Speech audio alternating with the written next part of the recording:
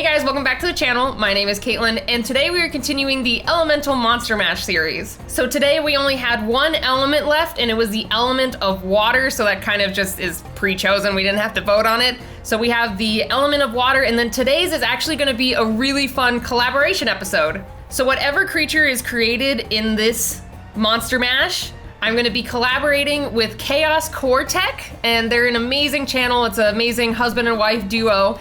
And he does 3D modeling, and then they print it on a 3D printer and then paint it. So what we're gonna do is whatever creature is made here today, I'm gonna send over to him, and then he will do a 3D model and then 3D print it and paint it. So I'd highly recommend you guys check out the video in the description and in the end card. I'm really excited to see how this creature turns out and what the final printed one looks like. I'm super stoked. But I mean, we gotta start by drawing it first. So I'm right now doing this live on Twitch, so I will be collecting 2 different animal suggestions and an attribute suggestion to go with the water element. All right, so Twitch chat, go ahead and send me your animal suggestions, and then we will collect the attributes and go from there. All right, so we are gonna see what the results are for our straw polls for this Monster Mash. So for the first animal, we had a tamarin, a pacu fish, a spider monkey, a camel spider, a wolf, a wasp, or a tufted deer. So let's see what the results are. We got a wolf. Wow, that's like a landslide victory for a wolf. Don't worry, I'm gonna make this one interesting. So we got a wolf for the first one. And then the animal 2, we have a lionfish, viper, platypus, Komodo dragon, white turtle, and mountain goat. And the results are a Komodo dragon. That's gonna be interesting. And for the attribute, we have either ancient, giant, frozen, mystic, explosive, or dead zombie undead thing. And the results are mystic. So we have a mythical Komodo dragon wolf water elemental. That's gonna be kind of interesting. I'm wondering how I'm gonna do it.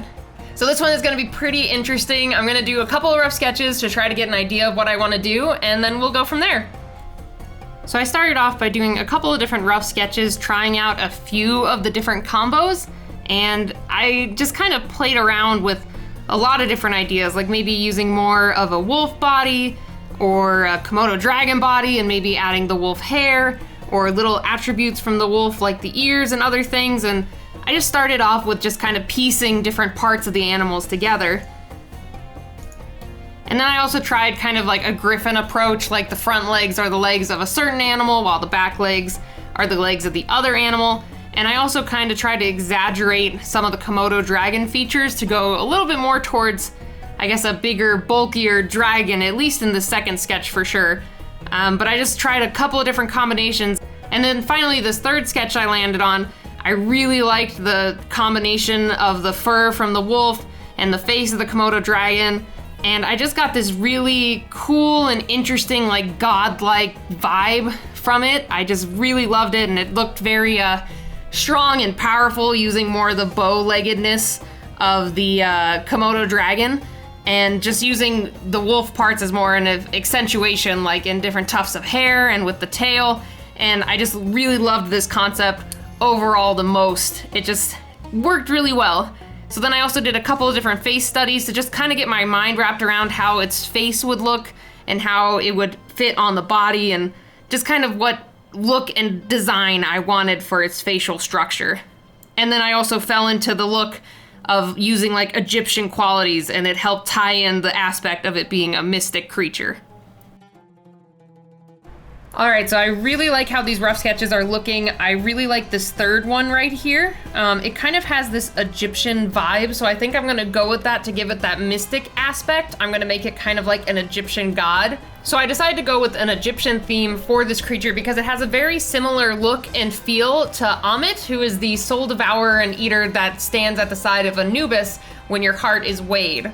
So I've done kind of a similar creature to this before when I did the crocite, I think it was called, which was a crocodile, a snake, and a boar all mixed together. But this one is gonna have a little bit of a different feel, and I'm gonna really try to push the Egyptian aspect to it to make it look like this mystic, mythical creature. So what I'm gonna do is I'm gonna take this third look and redraw it in a more dynamic and interesting pose, and then we'll do the line art in the color, and then we'll be done. So let's go ahead and jump in and get started. So first and foremost with this speed paint, I want to apologize to you guys. This was an older Speedpaint when I was still having problems with my recording software and I was still having problems with my internet connection. So if I remember correctly, this recording, basically it didn't record on my local computer, so I had to pull it off of the Twitch stream. And with that came a lot of frame jumps and frame lags. So I was able to edit my voiceover parts fine, so now my mouth matches up with my words. But then here in the Speedpaint portion, I noticed there was huge chunks of painting missing. So I have to apologize to you guys. I don't know what happened, but I think it was just because it was in the time when my recording software was still not working correctly. And since my internet kept cutting in and out, of course, that's what happens. Like, your frames drop and then you lose work in between somehow. So for this one specifically, there's a couple chunks of painting that are lost, or some parts of, I think the whole line art's there, and then getting the base color in is there. At least I remember. But there's a lot of painting missing.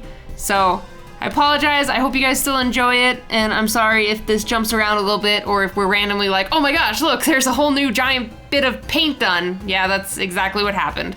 So I thought I'd give you guys a heads up.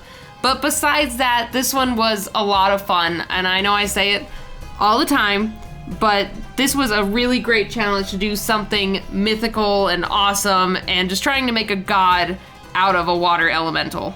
So as you guys saw, I started out with a rough sketch trying to figure out a kind of more dynamic and epic pose, and what I was picturing was as if you were, basically you're on the Nile River on a boat, just, you know, minding your own business, cruising along, and all of a sudden you see this like bright light on the horizon, and you're like, oh, I wonder what that is. So you kind of duck low, hang out in your boat, and all of a sudden there's this big creature like just walking on the water towards you.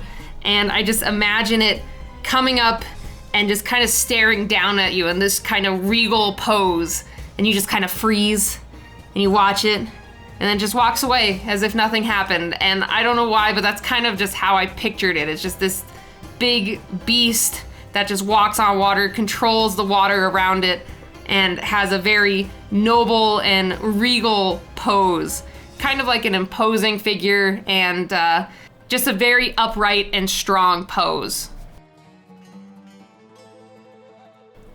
I also had a lot of fun adding some different accessories to this creature to make it look even more Egyptian. Like on the forearms, I added kind of like gold armbands, and then on its head, I added different shapes that kind of reflect what's in Egyptian art or on Egyptian headdress or different things like that, which is the main circle in the middle, which is like the sun, and then I added the extra flare around the outside, so it kind of looks like the sun that's on top of Ra's head, I believe, in a lot of the Egyptian art.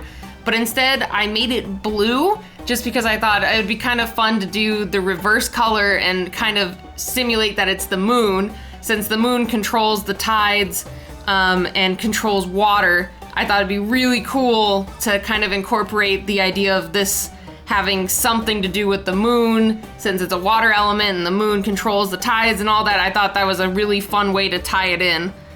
And then on top of it, someone in the Twitch chat when we made this said I should incorporate the symbol for water that's from the hieroglyphs. So along its sides of the belly, that jagged line that's going up and down, that's the symbol for water in Egyptian hieroglyphs, but I kind of extended it and added a bunch of extra, I guess, ups and downs to it, just so then I could have it span more of its belly and more space. And then later on, when I start doing the painting of the water and other space around it, I wanted to add some type of mythical symbols to show that it was using magic to control the water around it. So I added in a couple different random symbols and shapes that I've seen in Egyptian art before, just to give it the look of Egyptian magic, I guess you could say. And I wanted to really sell that this thing was magical and mythical, so I made sure to make the eyes and the tongue glow, and I thought it was really cool to have all the blue glowing, so I also had the blue on the side of its body glowing, and then later on, like I said, the symbols and things that I add to the water are also kind of a blue glowy color. I also had a ton of fun coloring this guy's skin. I haven't really done a, I guess, scaly skin in a while, so it was really fun to kind of push myself and try a slightly different coloring method for the skin and do kind of these bigger blocks and patches of color. And I love how it looks, and it's a really nice contrast to the fur that's around this creature, and it's just really cool, and I really love how the scales look. So as you can see, we had a pretty big jump in frames there, and I'm just basically blocking in the bigger chunks of water that this creature would be controlling. I kind of imagined it as if it was like a sphere going around this creature, and just coming and encasing it, but not like fully. I don't know how to describe it. It's just kind of like, imagine if there was an imaginary clear, I guess, fish bowl around this thing, and the water kind of forms and goes up around it. That's what I was thinking and going for when I made these two initial waves going around it. And then here's the part I was talking about where I just added in different hieroglyphs and symbols, and I just really think it sold the look of Mystic, and I absolutely love this, and it just turned out awesome.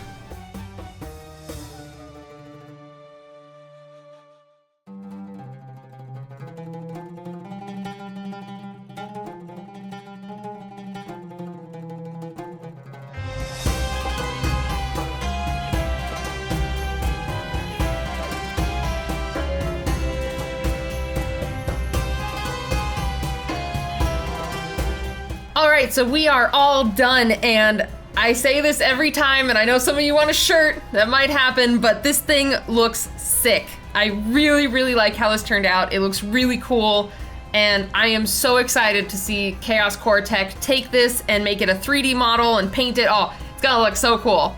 So make sure to go check out Chaos's channel and watch the video on this where he does the 3D model and then the 3D print of it, and then his wife paints it. I'm just so excited to see how this looks, and I bet you guys will enjoy the video, so make sure to go check him out. The video is at the end card and down in the description. So thanks again, guys, so much for watching this video, and if you like this, you can go ahead and hit that subscribe button. I have new videos every week. If you guys like this Monster Mash, I'd appreciate it if you left a like down below, and make sure to check out Chaos Core Tech. They're a very talented couple, and they make amazing videos and 3D models and 3D sculpts, so make sure to go check them out. So thanks again, guys, for stopping by, and I'll see you guys next time. Bye, everybody.